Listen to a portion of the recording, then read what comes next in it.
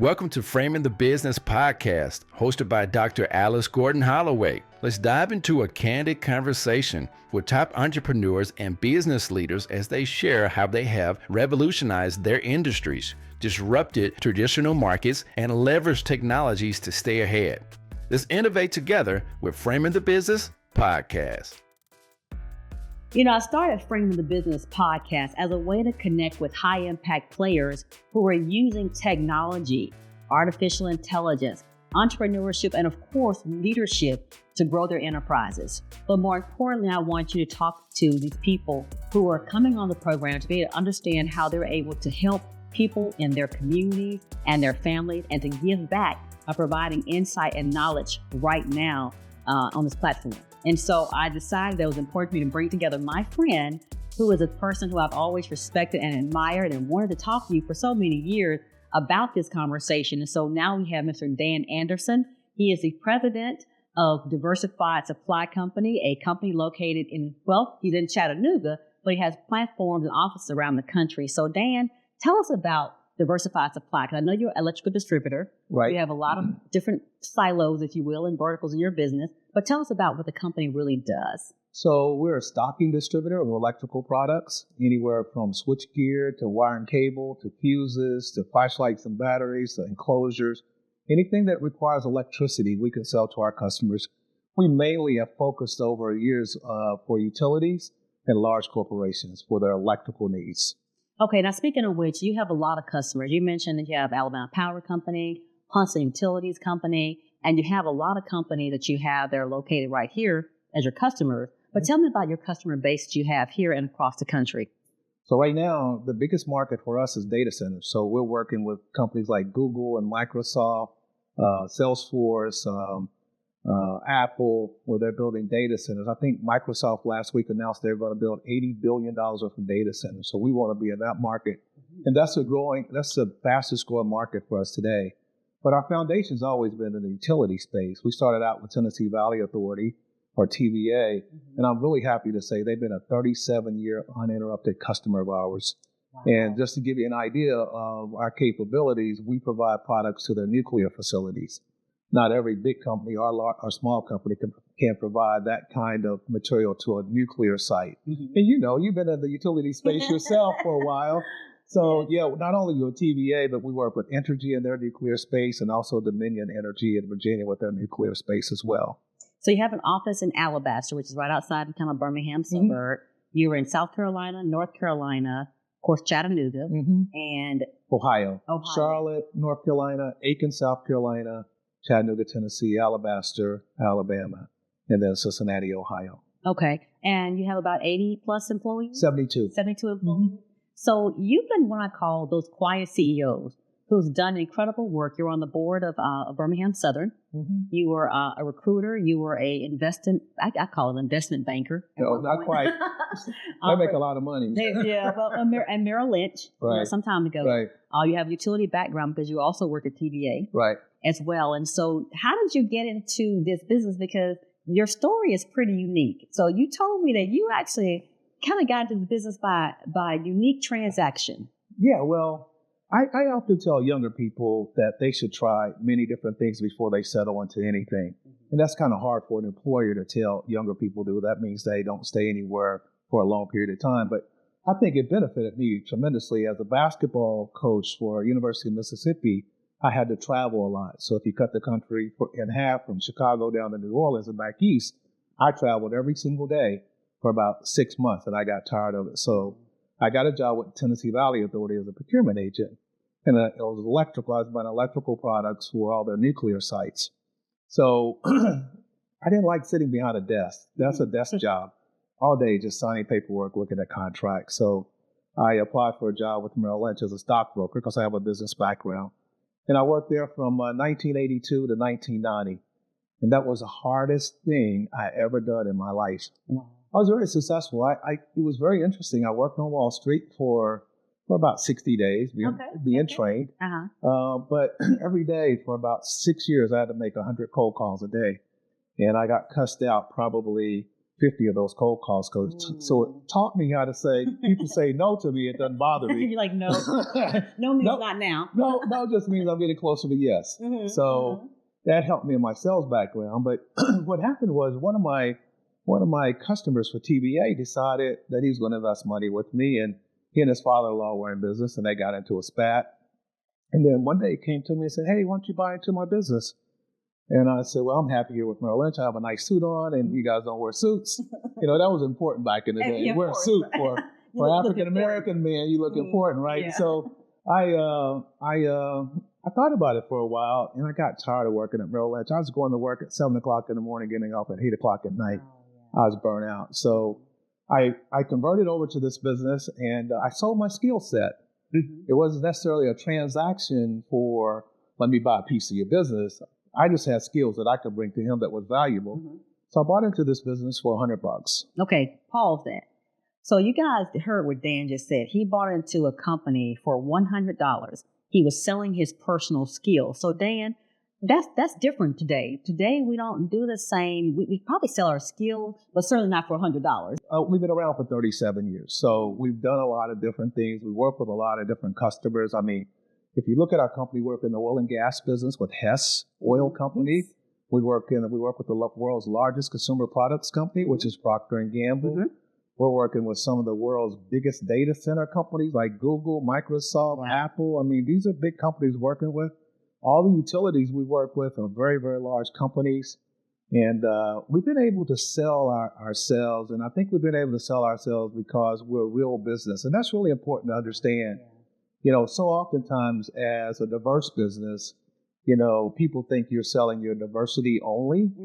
But I had a feeling back in the 90s that, you couldn't just sell your ethnicity. You had to have something tangible behind you. So when I say we're a stocking electrical distributor, what that means to me is we represent companies like Siemens. We represent AB&B. We work Isaiah Brown Bavaria, AB&B. We represent Hoffman.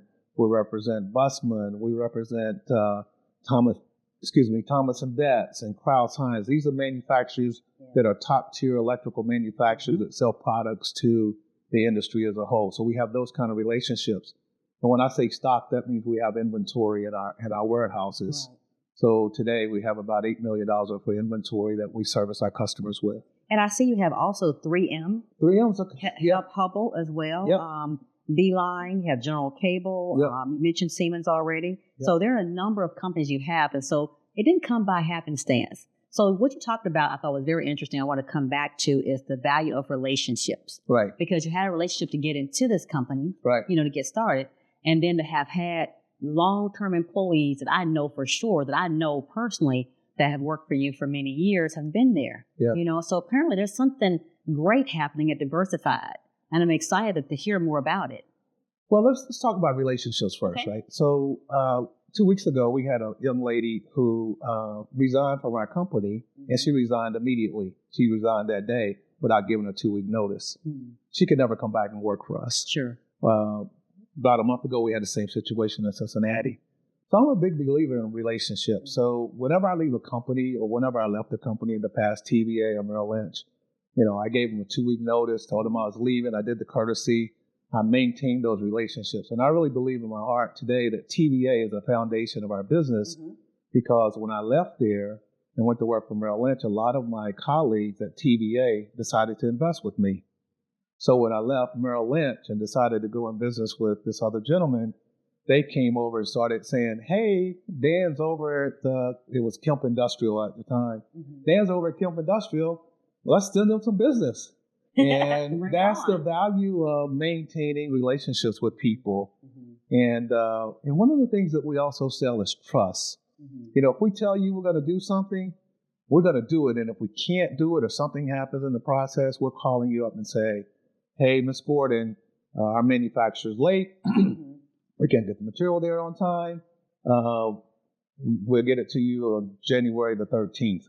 We're going to be that honest and trustful for all our customers." And so basically you're following up to basically honor your word. Absolutely. That's important. That's important. That's really important. Because diverse companies really have a bad reputation in the marketplace. And you've been a supplier diversity person in your past life. You know it is a real struggle to talk about, can they service the account?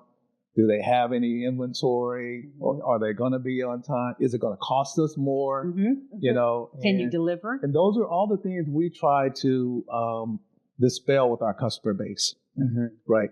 So now, we had a project in West Virginia. We have the, you mind maybe, without the questions, you mind if you talk? Please, let's talk. We had a project with Procter & Gamble. They were building a 435-acre site in a place called Martinsburg, West Virginia. It's a huge site. And they were combining about 5 of their divisions. So we were on this site with a large company called Graybar. They had some of the business and we had some of the business. But we outperformed them, the big companies. Our prices were more competitive. Our service was better. Graybar left the site in the middle of the project, and we were beneficiaries of a large piece of business there for that site for 3 years. Wow. So when we think about competition, we don't look at ourselves as a diverse company competing in the marketplace. We look at ourselves as a legitimate company having to provide excellence every time we walk in the door on every day. So that's the way we try to grow our business. Well, in the current day, right now, there is a lot of conversation around companies that are moving away from diversity practices. And so I think it sounds like your company has always maintained the fact that you can't rest on your laurels to be able to be successful. You have to bring great service, excellence every day, day in and day out. Because there is this, there's a new way of looking at diversity, and it's not always the most pleasant at this point. Yeah, I have a lot of thoughts about that.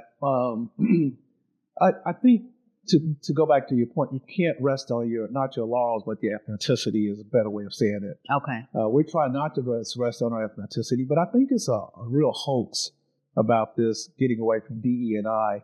Because if you look at the federal government, for example, 90% of their business goes to white males. And less than 10% goes to diversity, and more than half of those are women. So when you look at that, I really don't understand why they're walking back from it. But I think a lot of it, and I'm just speaking very plainly and truthfully, a lot of it is right wing. Let's take our country back, and it's not really going anywhere because the demographics say it's going to change in the next 10 to 15 years. So it's a cycle. It's going to cycle back. But at this point in time, we're looking at a period where, politics plays a part of that. And you have people now, right-wing people going to these corporations like Walmart, Tractor Supply, saying that they don't need diversity. But in reality, their board knows that diversity brings better ideas. And the reality of that is they are also more profitable. Companies with diverse boards are more profitable than companies without diverse boards. Wow. Well, you know what? I definitely think that's a really good conversation. We can really spend a lot more time in the area. Sure. But I want to transition a little bit to technology. Sure. And process improvement and making sure that you have exceptional procedures and processes that technology helps you to be faster, better, quicker, more efficient. Can you talk about the technology piece about your business and how you've incorporated that to be even more successful? Well, I'm the least IT person you ever want to meet. And I have to be trained every day. Oh, yeah. Okay. So let's just take, for example, though, every day we're processing somewhere close to 400 invoices. Okay. Right. So if you think about processing those invoices manually, you know how many people that's going to take? That's going to take a lot of people to. So we automate that process. Right. So we have in our accounting staff, 5% of our employee base is in accounting, which if you think of 400 invoices should be higher. We run our systems on a process or a computer software program called Epicor, which is Profit 21. And everything that we do from order entry to the point where we invoice is automated. So that makes us more efficient. It helps us keep up with our inventory as well. So we can find out what the demand for our customer is, and we can put the proper amount of inventory in our warehouses so that we can meet their demand and also meet their scorecard. And a great example of that is we have a facility in Aiken, South Carolina, where we're working with Savannah Riverside. Savannah Riverside's a 300 square mile facility. It's a huge. They make tritium for nuclear warheads and some other stuff. Very familiar with them. Nuclear power day. I don't know what else they make over there, but sometimes when I come out, I'm glowing. But anyway, it's We ship 6,700 line items to that site a year. And we average somewhere close to like a 91 or 92 percentile on-time delivery and correctness of invoice. We could not do that without our technology managing our inventory system to make sure the products get to the customer real quickly, and having the order entry system where we could process the orders to get them to the warehouse so they can get them out to the site on a regular basis. So, our IT is really, really important. And it's in my opinion, from what I've seen from our IT staff, particularly with artificial intelligence, and I'm challenging our IT staff every day, what can you do to get our prices faster to our customer service representatives and cleaner and more efficient where we could be more efficient? Mm-hmm. That's really going to be the big question.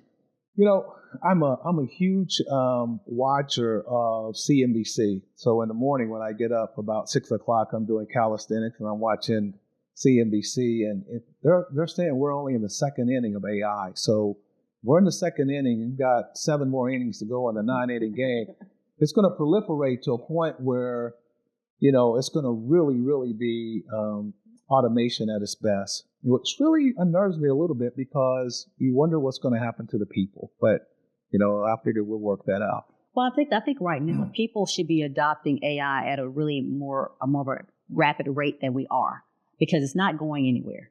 If you think about, so there's so many technologies that are out there that now you can check your blood sugar using AI. You can determine if the parking space is going to be in an airport before you get into it to see where the parking spaces are. There are so many automated ways. For example, I used to teach, communications some time ago, and now communications is taught by ChatGPT. Mm-hmm. And so, the academic world has continued to change and evolve because of AI. Mm-hmm. And certainly distribution, internal electrical distribution, your kind of company, media has changed. And so there's a lot to be said for that. But I want to kind of go back just a little bit, because the process piece is important. So the first 5 or 10 years of your business probably did not look like they look right now. Oh, no. And so we liked it better. It was simpler. We talk about it all the time. Yeah, really? Okay. We have, I'm so fortunate with we call our employees associates. Mm-hmm. I'm so fortunate with our associates. We probably have 9 or 10 people who've been with us for 30 years or longer. For a small business, that's remarkable. That's remarkable. And another probably 10 to 15 who've been 20 years. And we think we do things right. I mean, we try to offer, and I know I'm getting off subject with you, but we try to offer good health insurance for our associates. We have a 401k plan that we match 15% without a limit. If you work for a major corporation, they said you can contribute up to 6%. Right. Well, they can contribute however much they want to contribute. We have a program where we have personal time off. For our employees, if they've been with us for 20 years, they get 4 weeks. Uh-huh. If you've been with us for 20 years, you can work 2 weeks at home and 2 weeks at the office.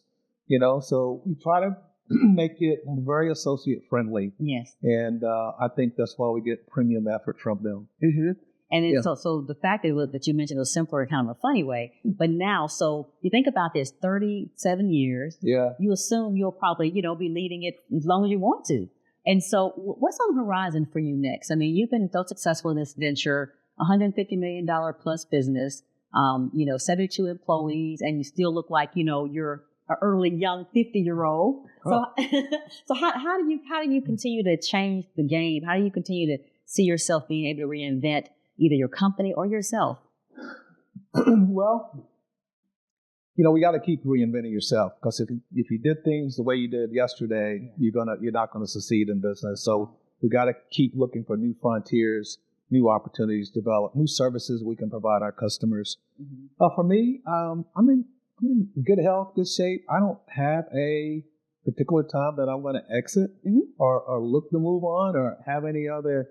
The only thing I've ever done in life is those jobs I told you about earlier, and outside of this, I've done this for 36 years, so I don't know what else to do. I can do this. But what's been really interesting to me is, watching people who are successful in one industry, and then they think, well, I'm successful here, I could go do this. Right. And then they go over and do this, and it's a totally different process, totally different industry, totally different, and they don't succeed. So I'm just sticking with my core See what you competency. know. Yeah, that's what I'm doing. Well, as we get a chance to wrap up here, I'm going to give you an opportunity to talk about any leadership principle that your parents taught you, that you learned along the way, that you want to share with those who are watching, because sometimes, we have to just go back and hearken. Like my mother always told me, always know how to do more than one thing. Whatever that happens to be, learn how to be multitask in terms of your skill set. So what's something you learned along the way that you want to share with the audience watching this podcast?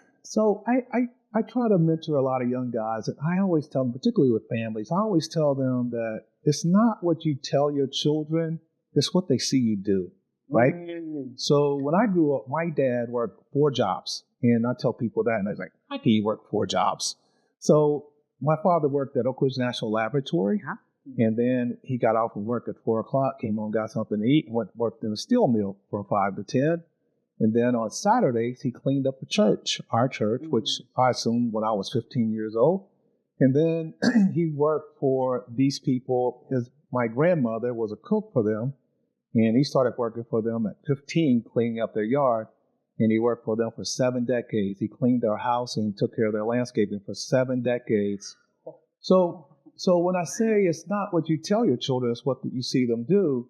When I look at my dad and see what work ethic he had, I don't mind working late. I may work to 5 o'clock in the office and then get in a car and then drive to Aiken, South Carolina, which is another 5.5 hours from here, and then have an 8 o'clock meeting in the morning. So, I see guys in a restaurant or a bar, they talk about, well, when I get to be a business owner, I want to do this and that. And I think to myself, if they only knew it's not an 8-hour job, right? Right, that's right. And then on my mother's side, my mother's from Athens, Georgia, and her father was a tailor, and he taught school at a community college. And he was the first African-American business person in Athens, Georgia, with the office downtown. They sold for some of the higher-ups in Athens.